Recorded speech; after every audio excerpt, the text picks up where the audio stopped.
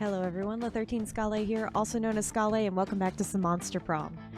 It's been a little while for me. I'm sure that you can tell that my background has completely changed since the last episode, and I know I didn't upload the rest of those for a while, as I have very suddenly and very recently completely moved. I got a new job, all like within the span of less than a month.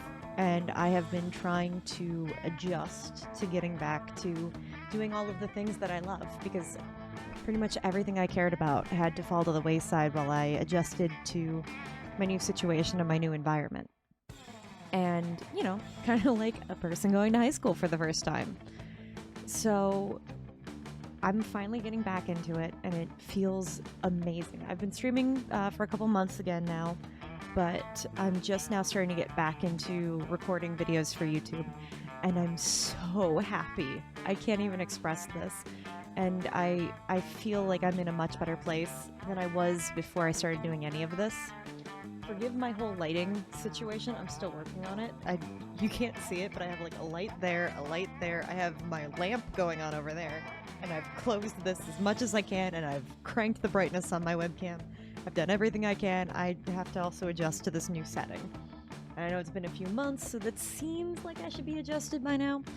But no, I'm not.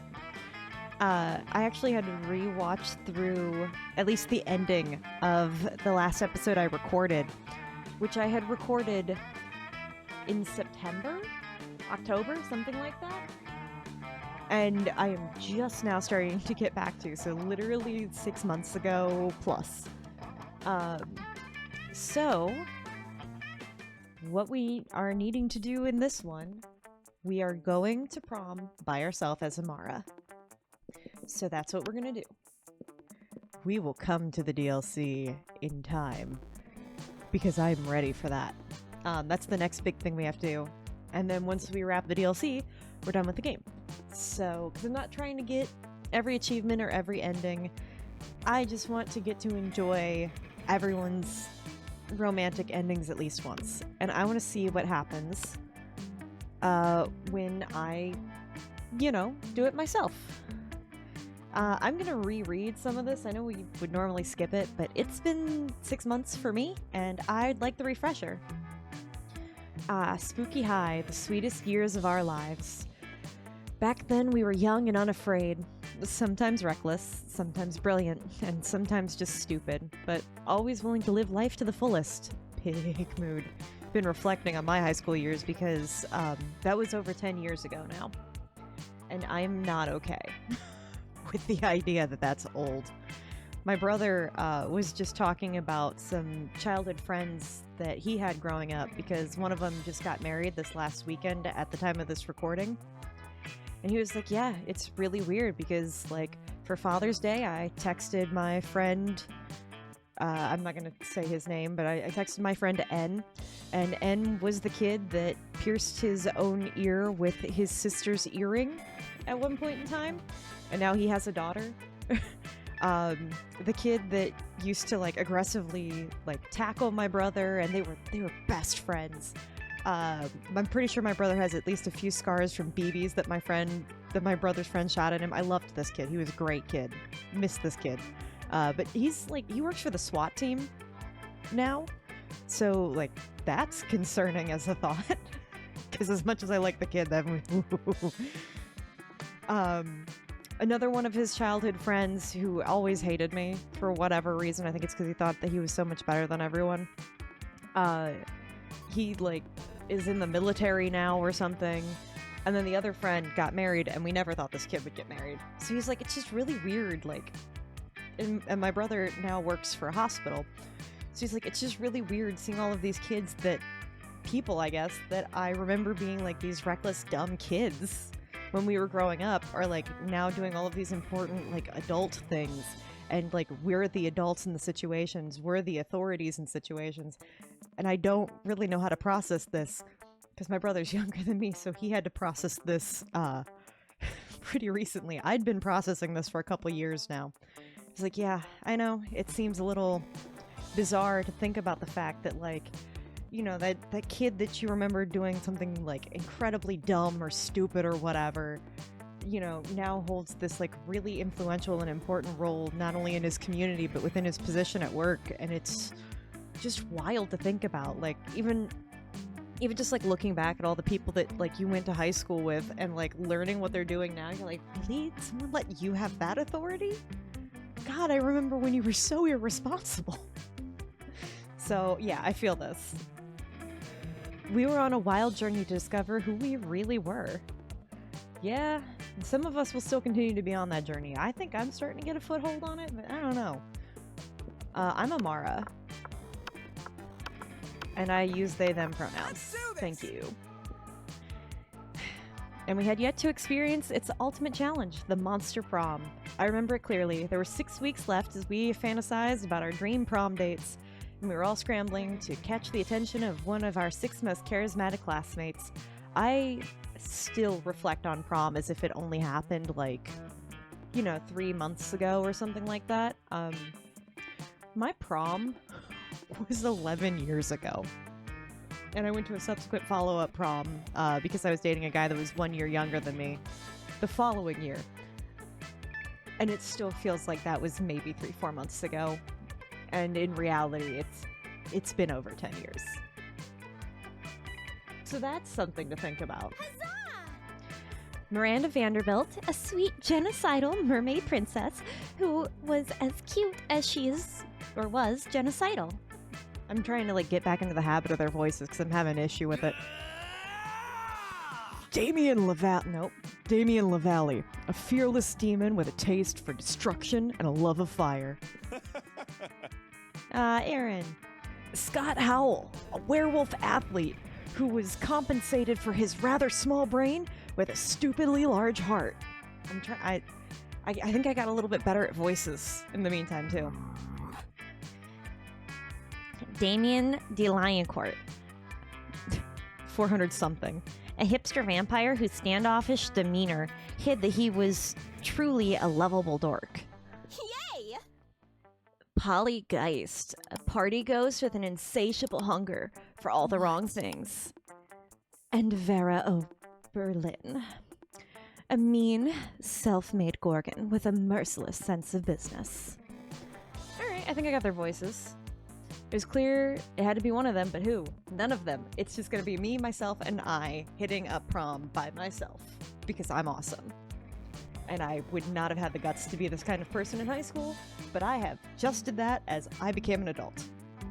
We only had 6 weeks to choose our prom date, and even more daunting, we only had 6 weeks to woo them and conquer their hearts. But as I already said, we were young and unafraid, and we were ready to start. No joke. Before I start this quiz, I just want to mention something that I did, because this, speaking of that self-confidence thing, this tremendously helped me. And I actually recently recommended this to a woman who was getting a divorce with her husband of 20 years or something like that, 25 years. She was having issues readjusting to learning to do things on her own, because it's the first time in 25 years she's had to. She's like, I felt so stupid going and doing this by myself. I'm like, here's what you need to do. And I'm going to preach this until literally the walls fall down. Self-dates. Seriously, honest to God. And if you can only ever afford to do one per year, have it be your birthday. Because I do this for my birthday all the time. I take off of work for my birthday and I just do whatever I want. I've saved up money in advance so that this way I can do stupid, reckless things. And I treat myself. I dress up to the nines, appropriate for whatever event I'm going to. I'm not going to dress up like I'm going to the club if I'm going to Panera. So that would make sense. But I just go there and I treat myself. I take care of myself. I turn off my cell phone. I order whatever I want to eat. I get, splurge and I get the soda, because we all know how crazy that is, getting a soda when you go out to eat, or a pop, whatever you want to call it. And then, if it's my birthday, I'll go to the bookstore or something like that. Give myself oh, you have $100, knock yourself out. As I was treating somebody I'd be dating, right? Because if I was dating someone who really loved books and I wanted to give them a nice present for their birthday, I'd take them to a bookstore and be like, hey, you have $100.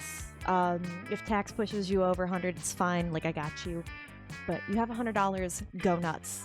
If I want to go see a movie by myself, I go see a movie by myself. Like, and I just learned to sit and be okay with being by myself as a person. And it's a really hard thing to do, especially the first couple times that you do it, because you kind of feel stupid. But then, like, over enough time of doing this, you start to get some confidence, and you're just cool with doing whatever, whenever by yourself. You don't need anybody else. You just go and you do it because you want to do it for yourself. And there's no judgment about, like, going to a movie theater by yourself, because I go to, like, early morning matinees alone all the time. And no joke, I really do think that at least some of the attendants are flirting with me when I do the self-dates, because, you know, I dress up with my makeup and everything. And here you have this nerdy girl wearing a Avengers dress with makeup on that's just going off about, like, how excited that she is based on some stuff that she heard about the sound design in this movie and, like, all this and this and this. And so, yeah. It sometimes just makes their day a little bit, just having those kinds of conversations, because clearly these people like movies and they don't get to nerd out about it, so they don't care that you're there by yourself. Not ever. And they care even less if you engage in conversation about movies with them that makes them feel heard and seen instead of just as service workers. So, food for thought if you ever feel, like, judged. But anyway, we're gonna do this quiz, because I've been talking for too long, and it's just been rant after rant after rant. PhD BS. Big mood. You know, I took a course once. It was a philosophy course, and what we called it the BS course. Not because we BS'd our way through, but we literally had to study, philosophically speaking, BS in great detail. What? You're elected as president for a day. What's the first law you passed? You can deduct taxes by writing sonnets instead. I don't like that. Trivia fact, they don't pass laws. So is this a trick question? Are you an idiot? God, that's where I feel. Dollar bills will now include a picture of me in the description. Beware too much awesome. The presidency might last a day, but fame will last forever. That's me. I'm really tempted, though. Sailor Moon! Is she holding a gun? Oh, and she's got Dragon Balls in her hair, and there's... Oh, I see. And a Harry Potter... Anyway, but the thought that I was having was, like, you know, I was gonna go on about that, and I don't remember what I was gonna... Oh, the BS class. So, like, when you're BSing your way through a paper, and you actually have your information and your sources, where is the line between, like, BSing it, like, really convincingly, and not BSing it, but not being, like, nearly as convincing, right? So, like, where is the line between I'm just BSing this and having this, like, kind of be made up sort of as I go along, even though you have actual facts and sources, you know, like writing that paper the night before it's due. And so, like, where is that line? And then the more that you try to, like, focus in on that line, the muddier and muddier it gets.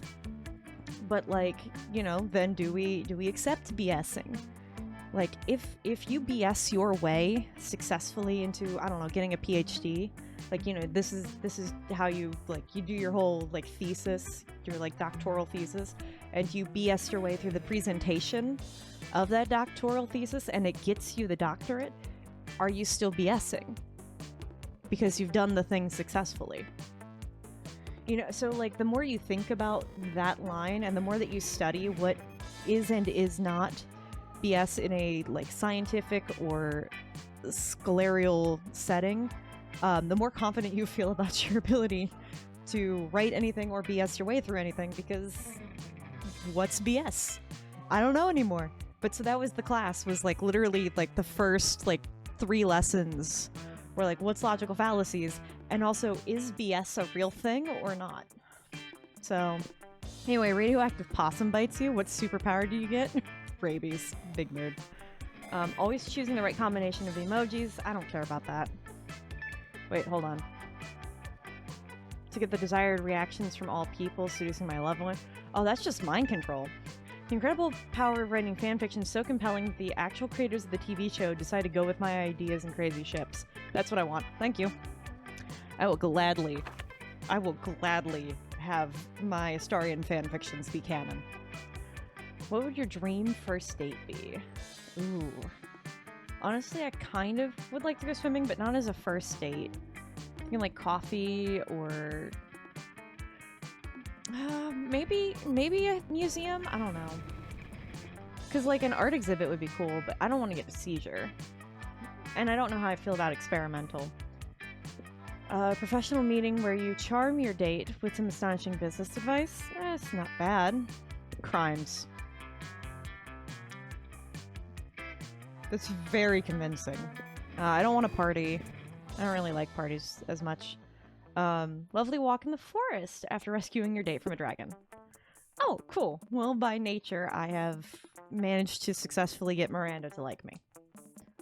So yeah, the goal is to take myself and only myself to prom. Should this be taking this long? Have I just... Oh, okay.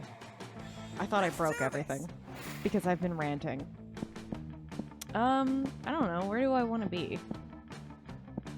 What do my stats look like? I have no fun. Hello? We're changing that. We're going to the rave for a full half hour. Thank you. There are like 300 people at this rave. I remember this, so I don't think I need to read through it, but I increase my fun. I need to increase my boldness, too. Scott and Miranda seem to be arguing about something and need your mediation skills. No, I know our football team is called the Spooky High Spooky Monsters Who Spook, but who also play sports. But who's our mascot? Our mascot? Oh, dang, you're right. We don't have one. What about Misha the mermaid? Mermaids are monsters. No way, too girly. Try this. Wally the werewolf. Why is it gotta be a werewolf? We're the monsters, not the werewolves. Okay, but then why does it have to be a mermaid? Right? Yeah, well, we're not the mermaids either. Huh, maybe the problem is that the team name is trying to cover a huge, diverse group of people with a single label? I agree, actually. No, coach is never wrong. We're just not thinking hard enough. Think. Hey, bro. Hey, you look like a hard thinker. What mascot should we use for our team? Easy, we'll just genetically engineer a cross between every kind of monster at the school: head of a werewolf, tail of a mermaid, hair of Medusa, angst of a vampire. We'll call it Abe the Abomination. I like that. Just find a regular human, dress him up in a business suit, and make him the CEO of a Fortune 500 company. Corporate greed, the real monster. My soul feels this one, but we're going with Abe the Abomination. I don't care if anyone likes that. Finally, an idea that represents the true diversity of our school. We can use Daddy's Gene Lab. That's not what I didn't mean we actually have to make him a person, but... Let's see. In order to fit all of the monster parts in, the mascot will have to be about 100 feet tall, but it'll be covered in nightmarish appendages and moist tentacles. Oh. I'm getting Baldur's Gate 3 vibes again. Oh, no. Which means it shall provide a great... Oh, sorry, I'm still on the tentacles. Because my brain went all the way there to the Emperor scene. If you've played Baldur's Gate, and you have that achievement, you know which one I'm talking about. You know exactly which one I'm talking about. It's okay, you're not alone. I have that achievement too. But my point still stands. I think what bothers me more is being just gaslit and manipulated by the Emperor, but that's a separate thing next to this tentacles thing. I don't know why that's getting me today. Anyway. Which means we shall provide great shade on hot days. And the tentacles can hold umbrellas. Huzzah! Yeah, because the deadly genetic experiments are always the shortcut to a girl's heart, I guess. You gain 2 smarts and 1 boldness. Deadly genetic experiments are the way to my heart, so I'll take it. But I'll take the win. Oh, God. Let's do this! It really is time to end the episode, but most of the episode was me ranting, so maybe I'll just go for another scene or 2, and then we'll go onward. Who do I want to sit with? I don't really feel like sitting with any of these guys. That's the shop. Let's go sit with the football team, I guess?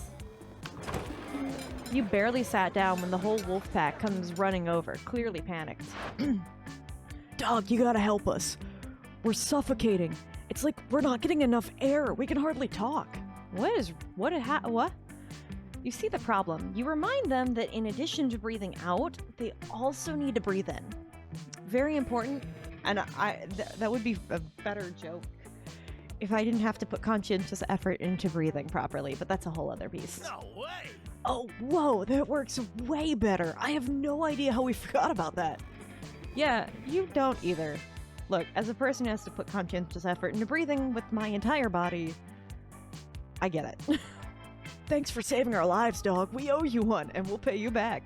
Right now, what do you want? We'll literally do anything.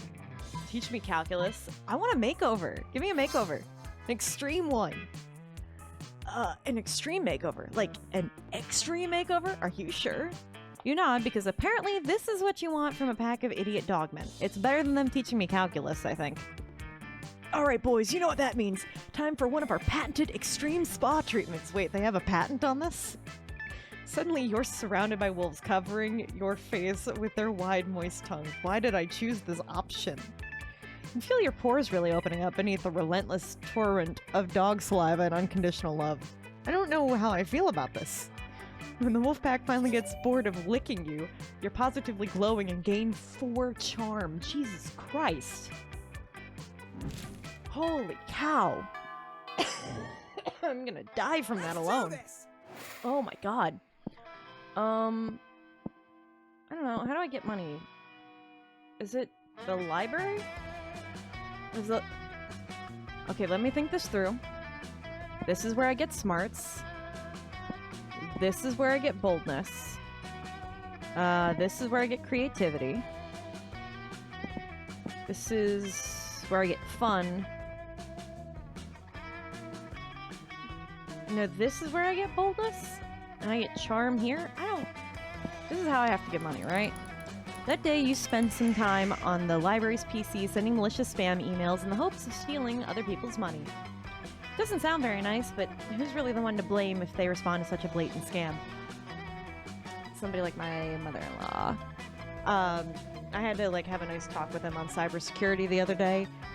Please do not click any links that don't match up with the names. Be sure to look at the entire link name. If one of the letters is in italics, do not click on it. If it ends in .in, that means that it's going to India. The reason why most scams are done out of India isn't because India is a shady place, it's just harder to track down people in India. If you're just gonna find some random guy. So most scammers will say that they're in India even if they aren't, or change their VPN to it for that reason. Just because it makes it harder for you to be able to prosecute them. And yeah. And if you see a news headline that seems really interesting, like, I don't know, a famous celebrity dives off of cliff and saves dog, instead of clicking on it in your email, please just bother to Google that exact sentence, because if that's the case, the exact headline will come up. If it doesn't, it's not a real story, and that is a malicious spam piece sitting in your email. Please warn your loved ones, especially if they are over the age of 60. Thank you. You lose 10 karma, which isn't a stat in this game, but you also get 0.2 money, which I will gladly take. You notice Vera showing off an elaborate new necklace to Miranda. Hey, I have one. Mine is made out of real 10-karat gold, both the chain and the pendant. I tested it myself. And a lab-created ruby, as well as very tiny little diamonds. They are all real. I mean, lab-created ruby, but take what you will. The one and only. They're the Vera Oberlin. They're the crown jewels of Amira. My family acquired them in a cutthroat business merger. Do you like them? Of course you're the kind of person that would be wearing a herringbone necklace and gold bangles. I have faith, though, that yours is solid gold. Yours could be gold-plated and you would not know. Oh, yes, very much. Disgraceful. Such a shame about the Lemurian royal family, though. What, that they're all dead at the hands of their own servants? Oh, no. That was unavoidable once the true tragedy had taken place. They were no longer loved by their subjects. Feared, you mean? Oh, no. Fear is so scary. Love is what matters. She's kind of right, in the regards of, a cult. I could not disagree more. You there, settle this dispute for us. What is the best way to let people know how powerful you are? Buy their houses, burn them down, and then replace them with a water park. Oh. You don't need to convince anyone. Just make everyone who doesn't love you disappear. Yeah. How majestic. I'm accidentally making Miranda fall in love with me. Ah, yes, this is Daddy's strategy. The amazing thing is that once the bad people start to disappear without explanation, even the people who used to be bad start being very good. It's like magic and so humane. It is not, but I like where we're at. Do you happen to know where your father put all those people who disappeared? Oh, they're dead. They are 100% dead, sweetie. Put them? No, silly, they disappeared. Like a magic trick. Yes, I see. You gain 2 charm and 1 smarts, as well as yet another reason to never visit Miranda's kingdom. But she likes me more. Apparently my default is to get the genocidal princess to love me. Who'd have guessed? Who knew? Alright, well, with all my rambling, that's all the time that we've got for this episode. So take care, everybody.